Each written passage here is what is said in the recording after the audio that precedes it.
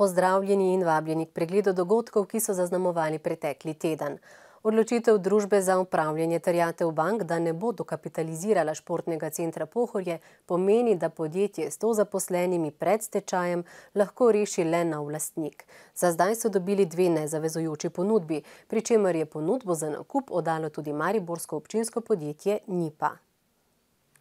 Odločitev družbe za upravljanje terjatev bank napoveduje najverjetnejši stečaj mariborskega žičničarsko-hotelirskega podjetja, kar pa ne prinaša samo novih brezposelnih, temveč pomeni predvsem zlom mariborskega turizma. To za nas pomeni dobesedno pogreb. Mi smo 15 let zdaj tukaj gor na hribu.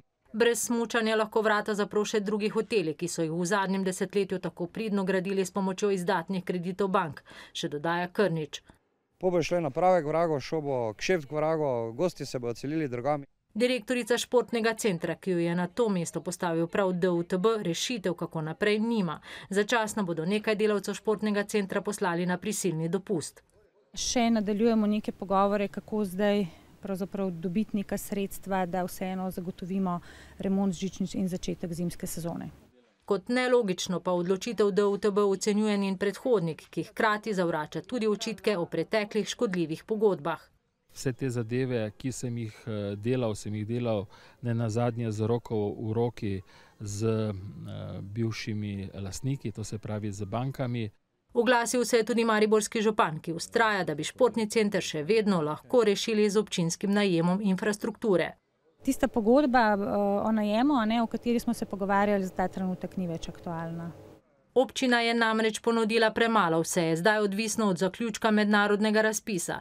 Če bosta ponudnika dokazala, ob občinskem podjetju naj bi se za nakup zanimali tudi tujci, da imata potreben denar, se lahko postopek prodaje še pravočasno zaključi in tako novi lastniki prevzamejo breme zimske sezone. Čeprav hotel Bellevue na Pohorju zapirajo, lastniki pravijo, da le za 3 mesece, pa brez dela naj ne bi ostal nihče od tamkajšnjih zaposlenih. Lastniki Terme Maribor zagotavljajo, da gre le za racionalizacijo poslovanja in obljubljajo ponovno odprtje hotela na zgornji postaji pohorske vzpenjače sredi decembra.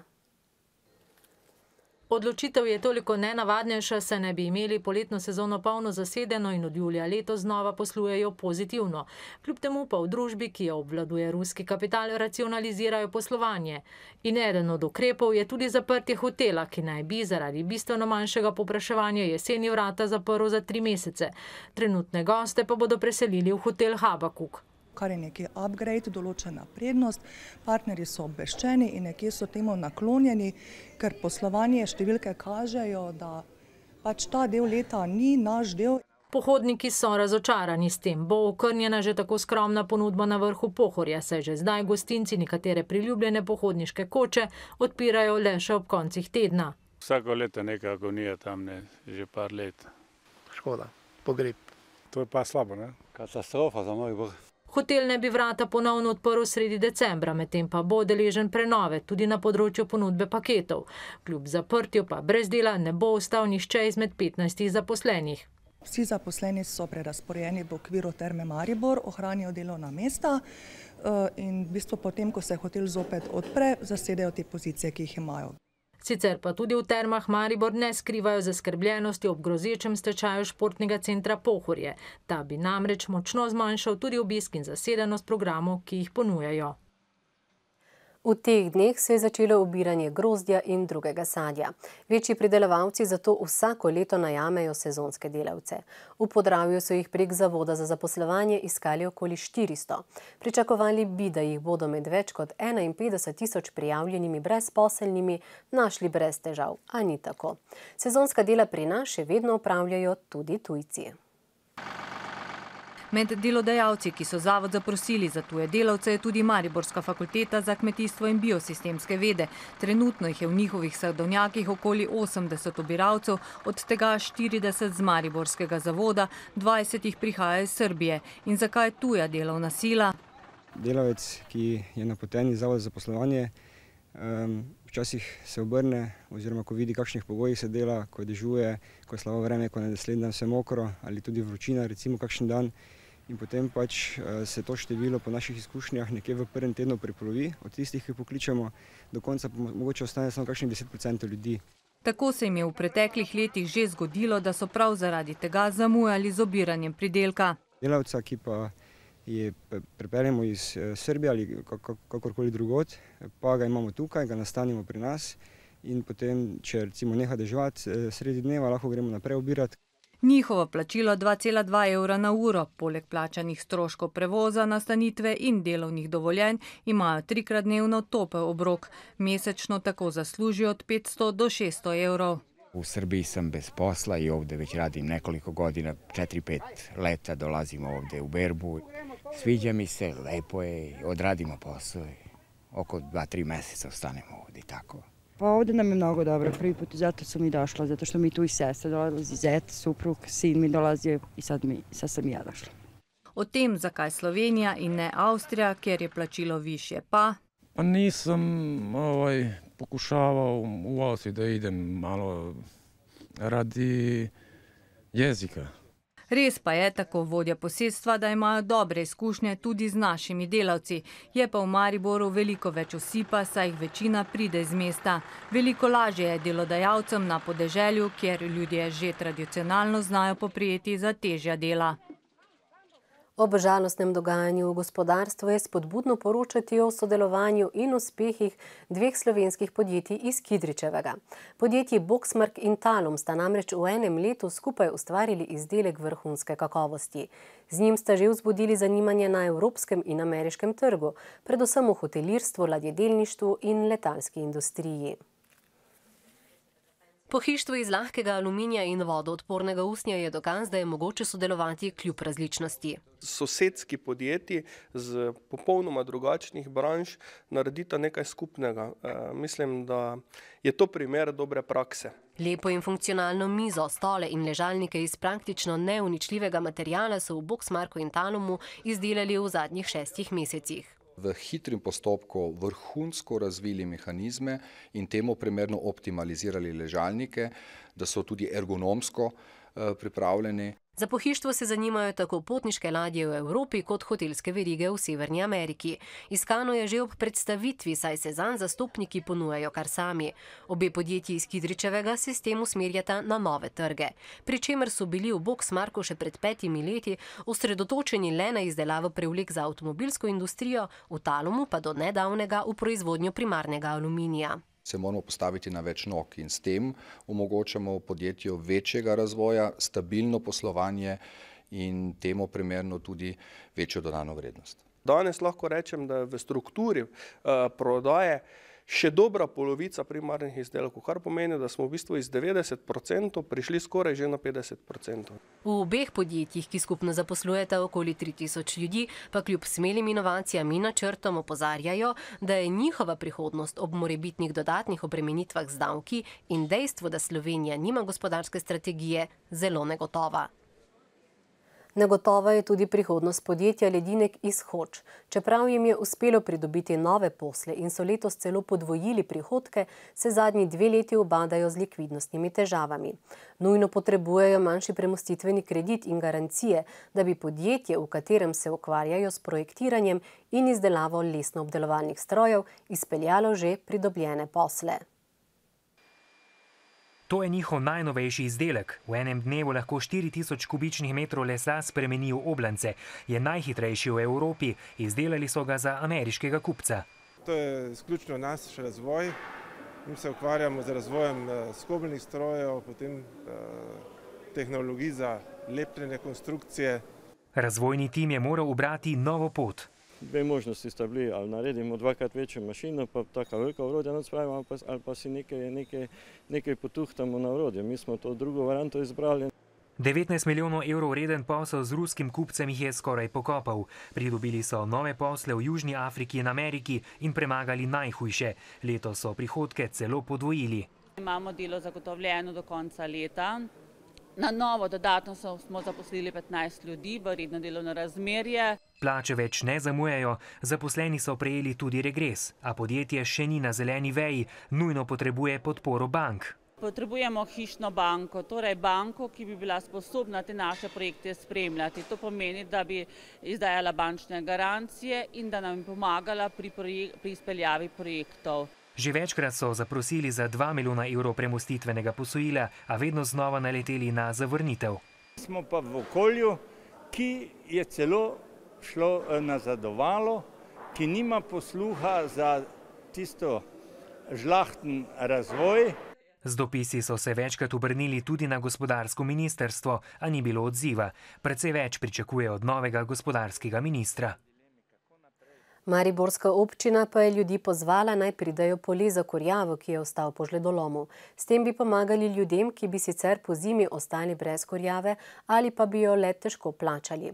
Po les je prišlo kakih 50 ljudi, ki pa so nato odšli praznih rok in ogorčeni, češ da se vodstvo občine iz njih norčuje.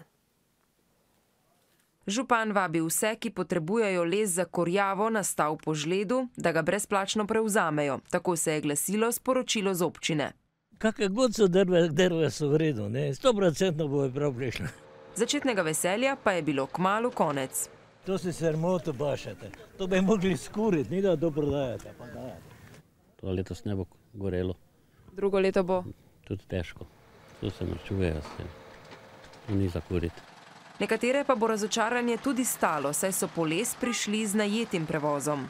60 km. Pa evrov na kilometr je to 60 evrov, pa kaj bom s tem? To ne moreš domov pelati. Ste pričakovali boljše? Ja, drva. Pričakovali so drva, les za kurjavo, pač narezana drva. To pa pač je lesni odpad, ki je bil po žledolomu pripeljan na kup in tukaj leži že pol leta. Prišlo in jeznih odšlo je kakih 50 občanov, peščica pa jih je svoje prikolice vendarle naložila. Vred je, kaj bolj žego, pa nič. Zastojnje, vse vrede. Se bo dalo posušiti, se bo dalo kuriti? Da, se bo že skurilo. Prav, takšne občane smo z tem in tudi ne le občane Mariborske občine smo s tem želeli nagovoriti oziroma jim s tem pomagati. In nikoli nismo predstavljali, kot da gre za drva, kot izgleda v Baumaxu. Občina bi ta les lahko prodala na javni dražbi, a se ga je odločila podariti, kar naj bi ji zaradi slabe kakovosti lesne biomase v režijskem obratu odsvetovali že pred meseci. Dobrodelna gesta bi tako lahko bila videti kot nabiranje volilnih glasov. Na občini te očitke zavračajo. Maribor je dobil še drugo mestno blagajno in sicer na glavni avtobusni postaji. Tudi na novi lokaciji lahko občani plačajo položnice brez provizije, a za začetek le za 5 komunalnih podjetij. Prvo mestno blagajno so na Koroški cesti v Mariboru odprli pred več kot 5 leti. Nova mestna blagajna je del potniške blagajne. Tam boste lahko brez provizij poravnali položnice vsak delovnik med 6. in 22. uro, med vikendi in prazniki pa od 8. do 20. kot prodajajo avtobusne vozovnice. Trenutno je možno plačati račune le za 5 javnih komunalnih podjetij.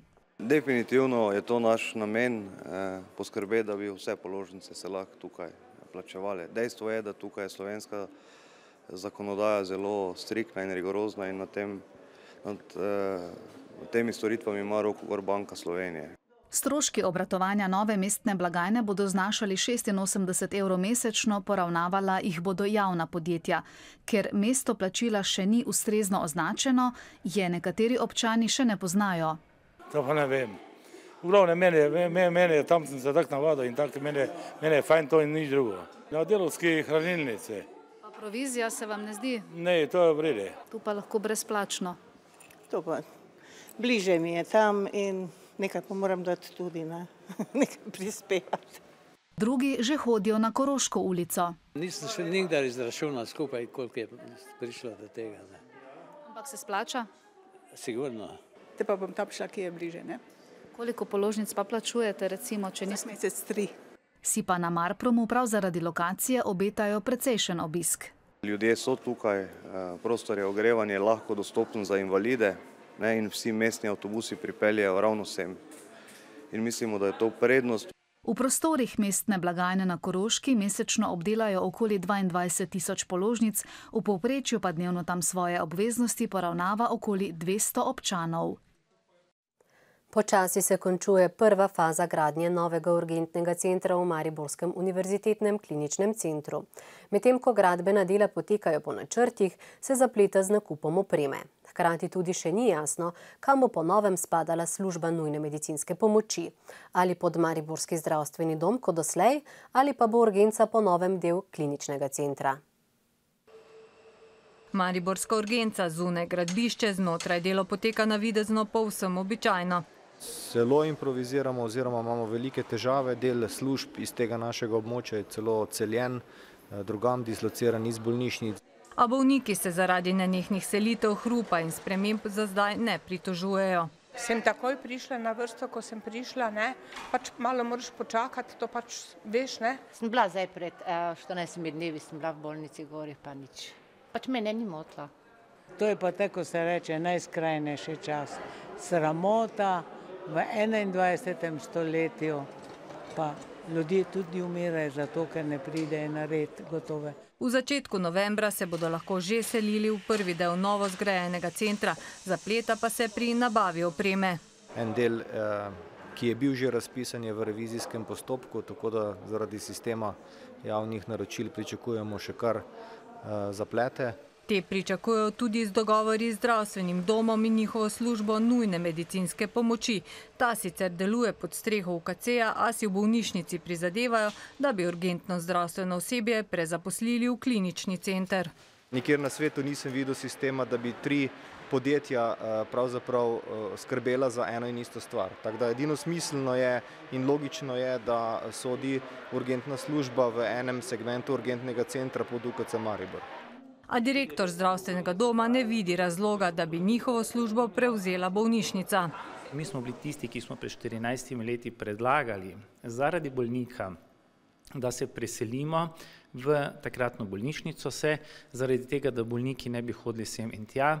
Tam izvrstno delamo, izvrstno sodelujemo in tudi smo sposobni, če se tako izrazim, do ravni toaletnega papirja razdeliti stroške. A zadnjo, tako predstojnik urgence, bo reklo ministrstvo. Završnik pa že danes dvomi v strokovnost odločitve, po njegovem bo prevladala politika. Boljši časi pa se obetajo v Radiu Marš. Radio, ki se vsebinsko že 25 let posveča zlasti študentom, manjšinam in skupinam z roba družbe, se seli v nove prostore v središču Maribora, kjer delujejo tudi različne nevladne organizacije.